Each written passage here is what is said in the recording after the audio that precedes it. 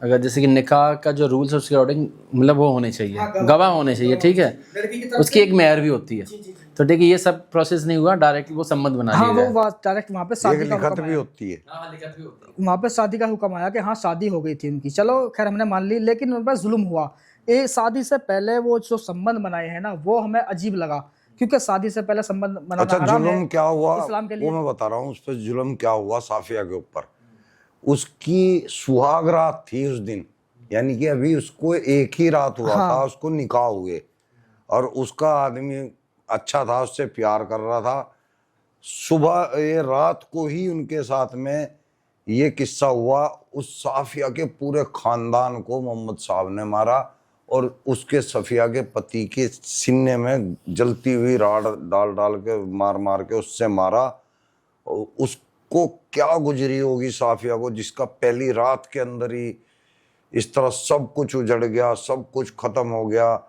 और उसको ये लोग, फिर ये बीवी बोल रहा है, उसको बीवी कैसे हुई जब निकाह भी कहाँ हुआ है उसके साथ, वो बाद में हुआ है। अच्छा, फिर एक सवाल, सबसे अहम सवाल था मेरा।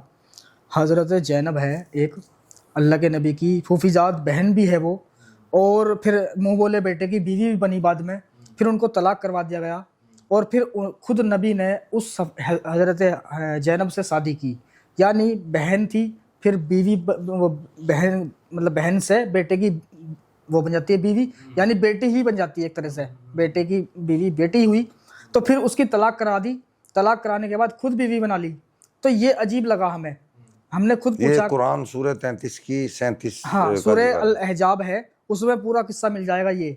और एक सूरह अल अहजाब की आयत नंबर 50 है, उसमें सीधा सीधा लिखा हुआ है कि ए नबी, जब आप हिजरत करके वापस आए अपना वक्त गुजार के, और आपके साथ जो औरतें थी, आपके महर में दी गई औरतें, यानी कि तुम्हारी बीवियां, और मामा की लड़की, चाचा की लड़की, फूफी की लड़की, ये रिश्ते बताए गए सब जो, हलाल कर हाँ, दिए। जो सब आपके साथ आए वो सब तुम पे हलाल है। मान निकाह का जिक्र भी नहीं है कि आप निकाह भी कर सकते हो, सीधा कहा कि वो तुम पे हलाल है। और वो जर खरीद गुलाम औरतें जो तुम्हें माले गनीमत में मिली, यानी गुलाम औरतें, वो भी तुम पे बिना निकाह के हलाल हैं। निकाह का वहाँ जिक्र आया है कि वो तुम पे बिना निकाह के हलाल है। ये आपके लिए है ए नबी, आप मुसलमानों के लिए नहीं है। मतलब किसी को भी पेल ले, छूट दे दी अल्लाह मियां ने।